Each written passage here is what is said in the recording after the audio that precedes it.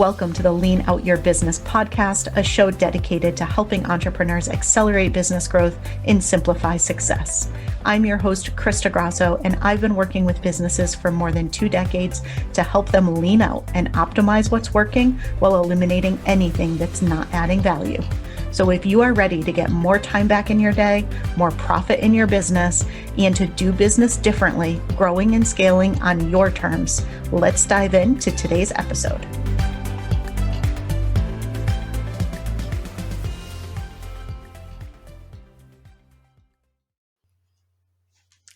Hello, and welcome to another episode of the Lean Out Your Business podcast. Today, I have one of my favorite people in the world with me for today's episode, and I'm so excited for you to get to meet Carina Gardner. So she is a fabric and paper designer, and what she has been able to do with her business is absolutely phenomenal. So you are going to love today's discussion. But in addition to being a fabric and paper designer, Carina is a design educator who is passionate about helping other artists and designers fulfill their creative dreams by teaching them her strategies for making money as a designer. She has a PhD in design and taught design at the University of Minnesota for 5 years before she started Carina Gardner, Inc. She is the creator of Design Suite Inc. Club, and she is host of the Make and Design podcast, which you can find an interview with me on. So, Carina, welcome. I'm so excited that you are here today. Thanks so much, Krista. I love hearing that bio that you wrote for me, and because you make me sound so good. Why is it that I can do this for anyone else, but for myself, it takes forever? It's just the way that it works. So, Karina, one of the reasons why I was so excited about having you on the podcast is just the tremendous growth that you have experienced in your company in general over these past few years, but especially this year that I want to dive into. But the first thing I wanted to start with is you have done the thing that so many people want, but is so incredibly hard to actually achieve, and that is residual income, what some might call passive income, although I don't really believe there's ever a such thing as true passive income. But I wanted you to start off and talk a little bit about your journey with that and what that looks like from a residual income perspective, because not only have you achieved that, but you've done it in an industry where it's even more challenging to do. So tell us all of your magic. Oh, you are so nice. So it was an accidental thing, which it seems like really good things can happen that are accidental, but it's so crazy because once I figured out I had done this thing, now one of our strategies is to make it one of our main things. So I don't know if every industry has this. I mean, we talk about, the word passive income. Oh my gosh, it's like the thing everybody wants. And you hear it from bloggers and influencers. And it's so funny because I'm in design and so many people are going after that influencer route. They want to build big audiences and they want to create these sponsorships and then create their passive income that way.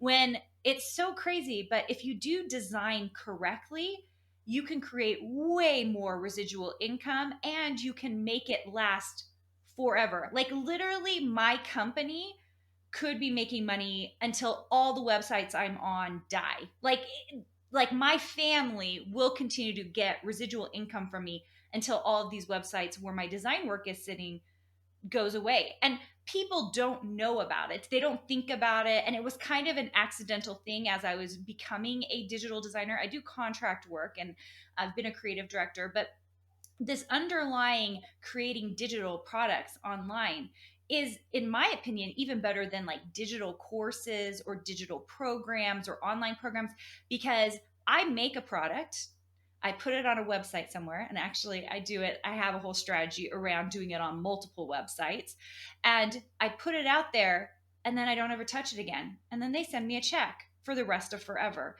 And it is crazy to me that no one else has figured out there are ways to do this if you get smart. And I don't know if it's for every industry, but I will tell you, if anyone is in design and you're not using a strategy like this, you are missing out big time.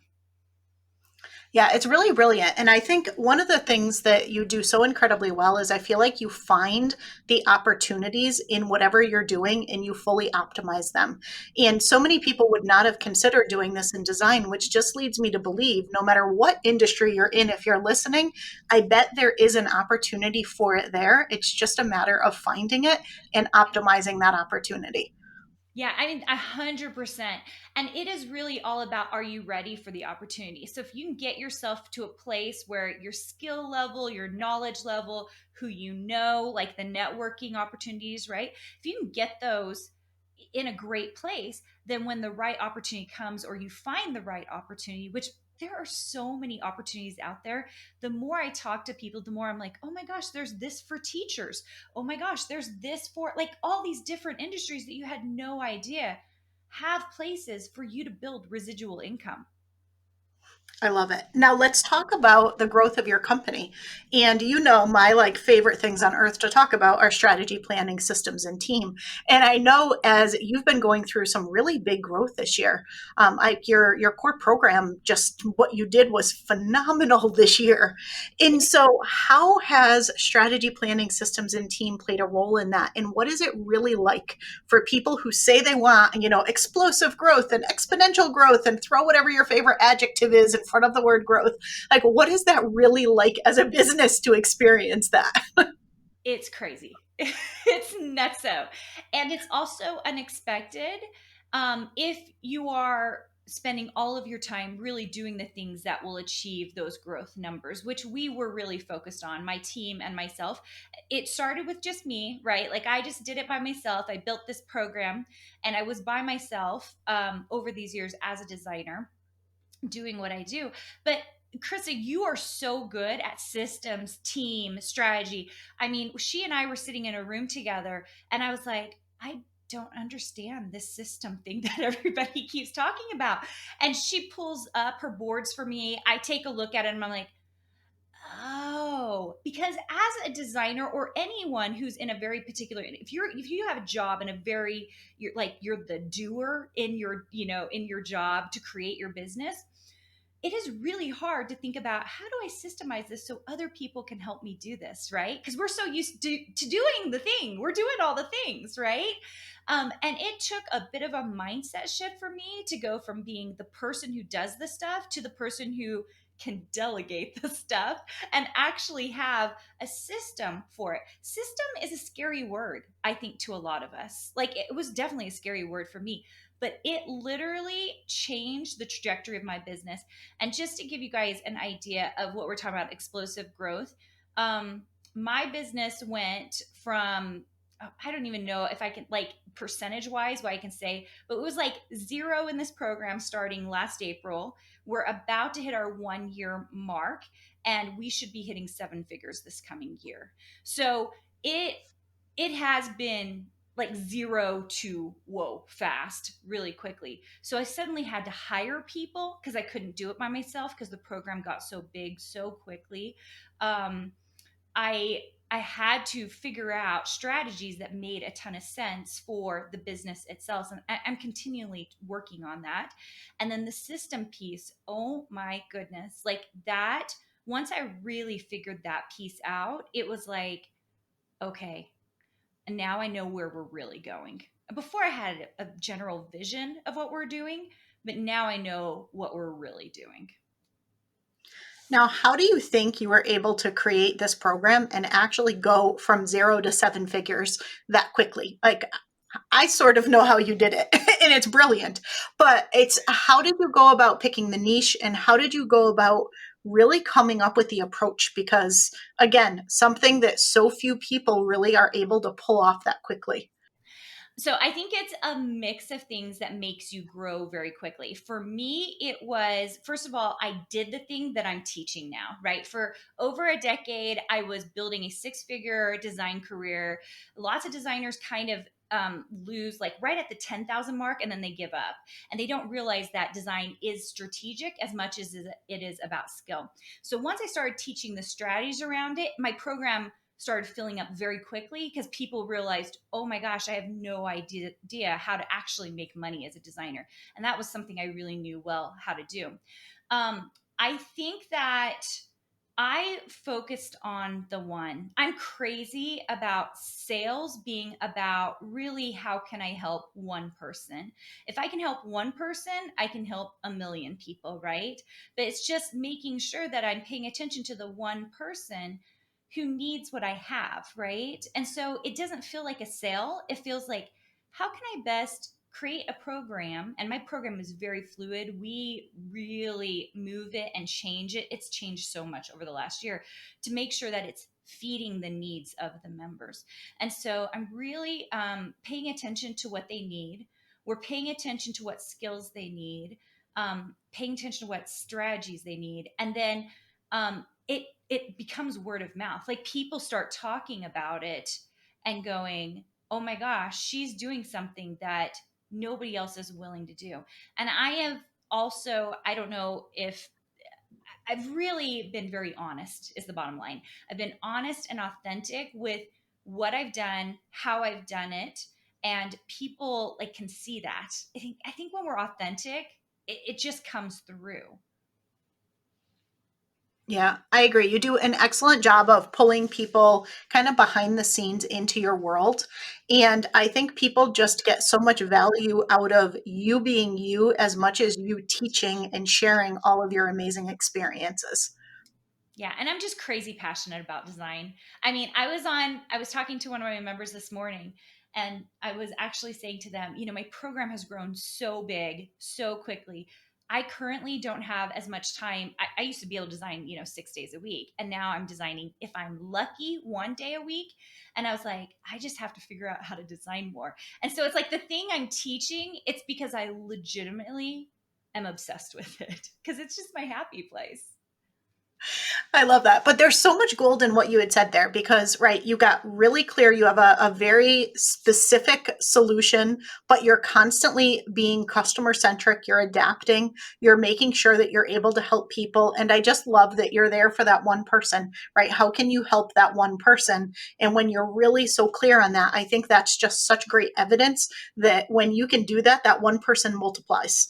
And in your case, they really multiply. Well, and the crazy thing is, nobody wants to be a number. Like, right? When I join something, I don't want to just be anonymous. I want to be, if I'm really in it, I want to be there. And so, one of the things in our program is that I know everybody's name. Like, I know literally we have a lot of members, you guys. I know everybody's name. And for the most part, I actually know what kind of design work and I know what they're going after. And I don't know how long this will last. I hope forever, but we'll have to see how that goes. We might have to divide up the groups at some point. But when I know who you are and I see the struggles that you're going through, then it really helps me make sure that you're getting the information you need to make money as a designer or to up level your skills or to build your brand. And so I really we one of the things we do an application for our program, and one of the things we talk about is we have a very kind community. We are very caring. Even though we're designed, we are not cutthroat. We are very like everyone supports everyone. If you are not a kind person, you do not belong in our community. Like we love each other and we take care of each other. And so I really think as the leader of a company, you get to set that standard of what you're building. And so I feel like I'm building more than a design program, right? I feel like I'm building this amazing community. The members will tell me all the time, like, this has been life changing. And I thought I was learning to become a designer, but I'm learning so much more. And that's when I go, all right, we're doing this right. We're doing this in a way that really is changing lives and building impact. And that's the only thing that will make me keep doing it instead of designing 6 days a week, which is what I love to do. I love that. And so, what are some of those opportunities for designers, right? For any of you listening who are very creative or who are a designer or who serve other designers as clients, what are some of those opportunities that people often don't even consider that you've been able to master and you now help people with? Yeah, the design world is fraught with the idea that you have to get a contract to make money. So you have to go get a fabric contract, which I do have one of those, or you have to go get a scrapbooking contract, or you have to get a freelance contract and do design. Or I did dishware and printables and jewelry for some stores, and we would do my brand. People, that's what people see. So they think that's what you have to do. The crazy thing is, first of all, there's so many ways to design. There's web design, there's book illustration, there's digital crafting supplies, there's online digital products. There are just so many places to design. So people don't realize there's a gazillion markets. Second of all, they don't realize that if you're not strategic as a designer, and when I say strategic, what I mean is they just think I can design whatever I want and throw it out there and it will make money. And it's like, oh my gosh, that's not the way this works here. Like, we've got to figure out specific marketplaces, which marketplaces are making the most money. And then we go head in and we play a numbers game with the design and we repurpose design. There's just like all these crazy good strategies to make yourself not just a good designer, but a smart designer. So you're not designing, a gazillion hours a day just for the heck of it and trying to produce in and this is what I see very often. People will produce just a fabric line and then they're done. They move on to the next project. I'm like, couldn't we use that fabric illustrations for scrapbooking papers, for printables, for dingbats and fonts, for web design? There are so many ways that we can use a single design, and people aren't being smart about how we can really make money with those designs. Work smarter, not harder.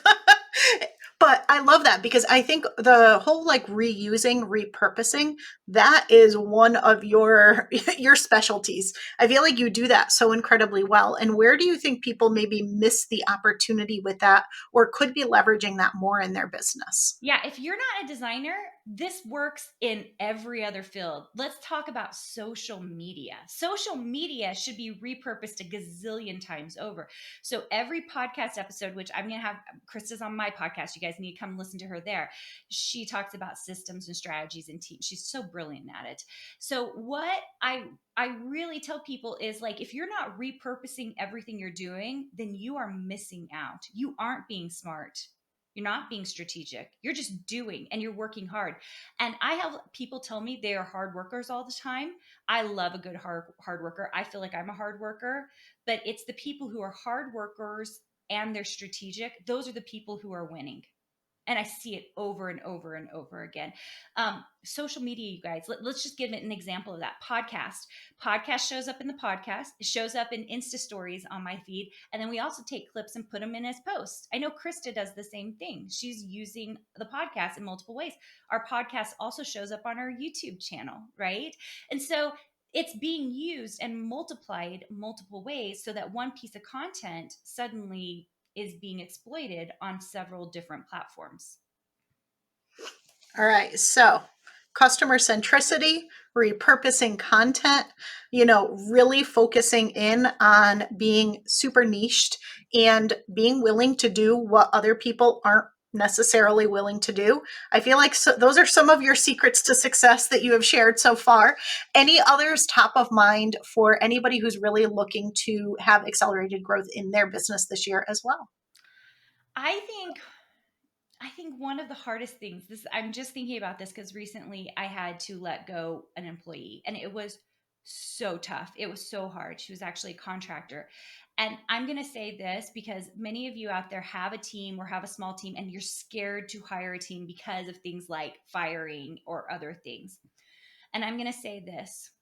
If you want to make it in the business world, you have to do hard things. And there's a reason there's a split between the people who are making it in business and those who aren't, is because you are forced to do hard things. It would have been easy for me to just hold on to this person. And that's just one example of multiple things in the business that have been hard to do. But every time I run into a hard challenge, I try really hard, and I don't always do it, but I try really hard to rise up to that challenge and try to figure out how I can approach it with an open mind and open heart. Because I really think that the people, if you're feeling like you're struggling right now, really pay attention. What are you struggling with? Why is that a struggle? Because maybe you're unwilling to do a very hard thing that kind of sucks. And you have to be really honest with yourself about that. Yeah, I feel like that's like the history of leaning out, right? It's get rid of the things that are no longer working or not in alignment with your next level. And it sounds so easy and so logical in theory, but it is so incredibly challenging to do, which if it wasn't, I probably wouldn't have a business. So, it's all good, but really hard to let go of those things. So good for you for making that change because I know it's never an easy discussion. Today is the last day for one of my people that I let go as well. And so it's always a challenging discussion. It is really the worst, honestly. Like, I mean, if you think that business owners, and many of you listening are business owners, if you're human, like it sucks. And I did cry that day. And I wasn't the person being let go, but I cried that day. It's just, I think, the whole idea of it's not personal, it's business, like all of it feels personal. It's hard for it not to feel personal, even if it is business. And I think that's because we're human, right?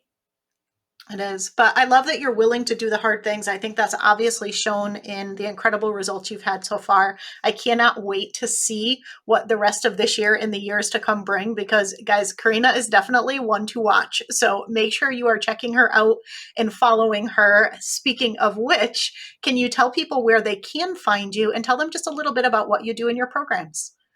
So you can find me at carinagardner.com. That's Carina Gardner.com. And I am a designer. I still design. I have a design business. The second piece of our business is the design program. It's called Design Suite. And we only open that up in design boot camps. So if you want to come learn about design, you can come check that out at a design boot camp. And you can just find that on my website at carinagardner.com. We would love to have you.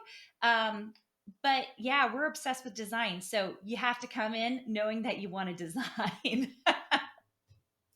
I love it. I'm like, I wish I had found you before because fun fact that not everybody knows, but with my jewelry business, not only did I design all the jewelry, but I used to do all of the graphics, all of the lookbooks, all of the photo shoots, all of the everything myself. So there I am trying to teach myself Illustrator and InDesign and all of these things. And I do not do a great job with it. Like, where was Carina and her programs back when I used to do this stuff? I think that's where you and I really connect, Krista, because for someone who's so business, like systems, team, strategic, like you have this crazy, amazing creative side, which is like you kind of hide. You don't tell everybody about all these amazing creative things you do, which I really think good business owners have, like that good mix of creativity. Yeah, absolutely. And I think on, your design side, your creative side is super apparent, but you are ridiculously business savvy and probably one of the most strategic people that I know. And I think it is that multifaceted parts of all of us that are what truly lend to our success and help us differentiate.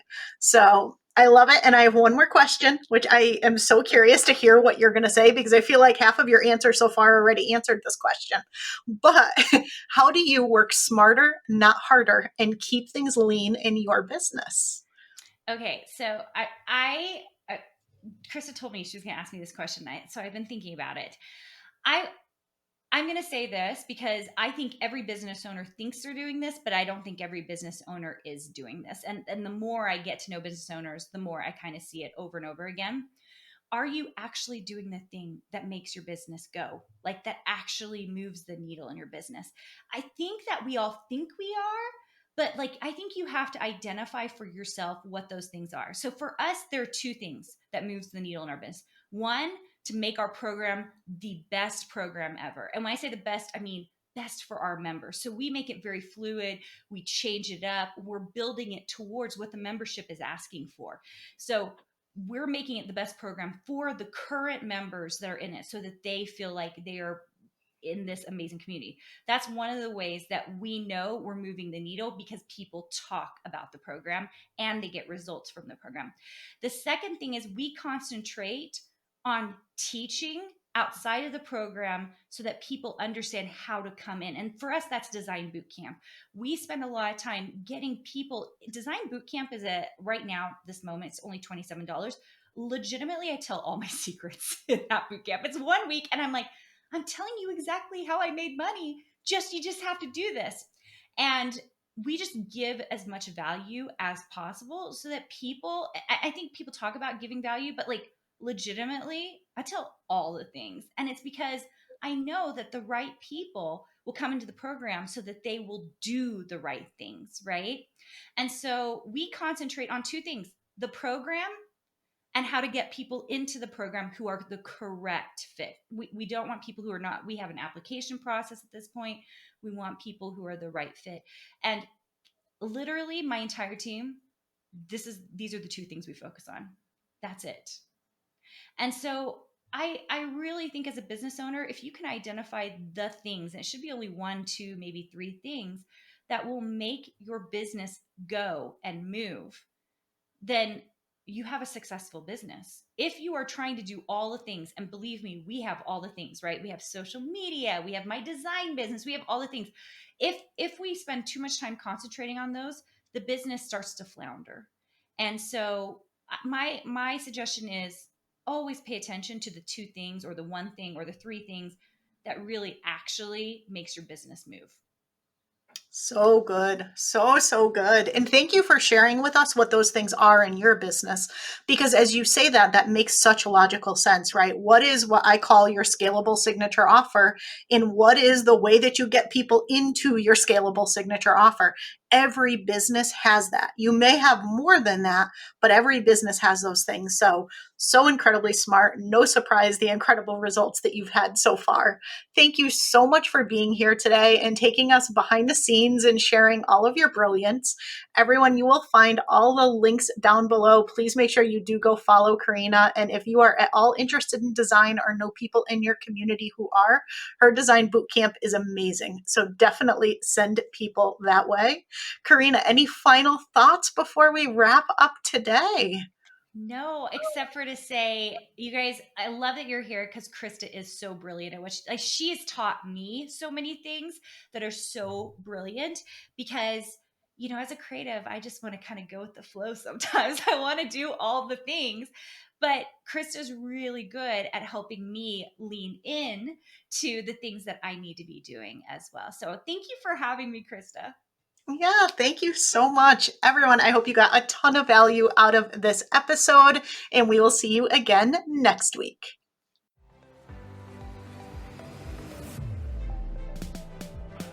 Thank you for joining me for another episode of the Lean Out Your Business podcast. I hope you got a lot of value and actionable insights from today's show, and would love if you take a moment to leave us a review. If you have any questions on today's episode or on how to lean out your business, join us over in our private Facebook community where every week we do live training and Q&A, and I'd love to have you be part of the conversation. Head to leanoutmethod.com/group to join us. And before you go, be sure to subscribe to the show so you're the first to know when we release a new episode. We'll see you next week.